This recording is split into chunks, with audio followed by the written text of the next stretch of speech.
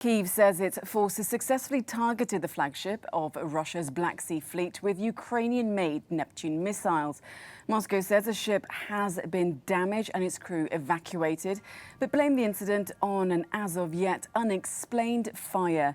The Moskva was recently featured on a Ukrainian stamp commemorating a moment of defiance by Ukrainian forces stationed in the Black Sea. Sasha, we're hearing lots of mixed reports over this warship, the Moskva. We know it's on fire right now, but how that fire was started or is being disputed by both Moscow and Kiev. So what more can you tell us? So these are the statements that we have heard today. Ukraine said that it hit it with 2 Neptune missiles.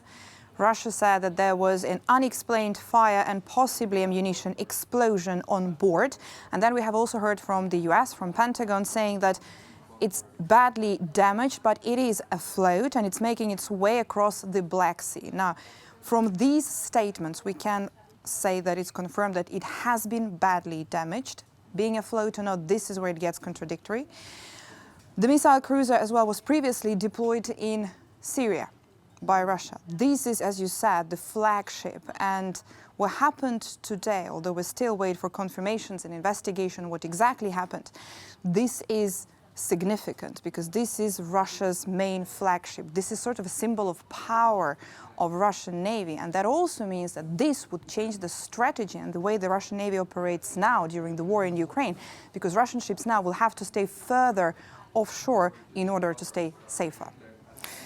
So let's come to the situation on the ground then in Kiev. We've heard from the mayor saying that life, it's returning to a kind of normal, if you can call it that, but also they're warning people at the same time not to come back. But from what you've been telling us, people aren't really listening to that, are they?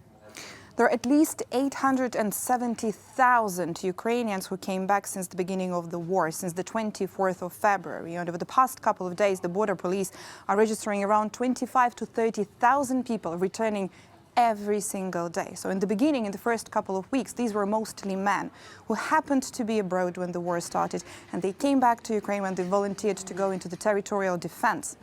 Now what we are seeing are women and children and elderly coming back.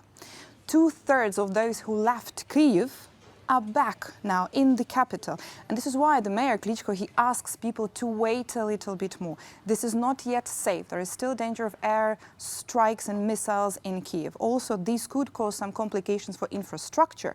They still have to rebuild it. They have to restore it. There are checkpoints all around Kiev, which means the traffic could be really complicated as well. But the reason why people are coming back, when asked, they just want to go home.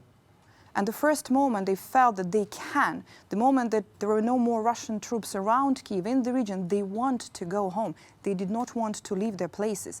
And there are now more than 8,000 civilians who volunteered already to help to clean the places that were heavily bombed, to clean those debris and to start the rebuilding. People are coming back to their houses. And unfortunately, in many, many cases, they do not find their houses the way they left it.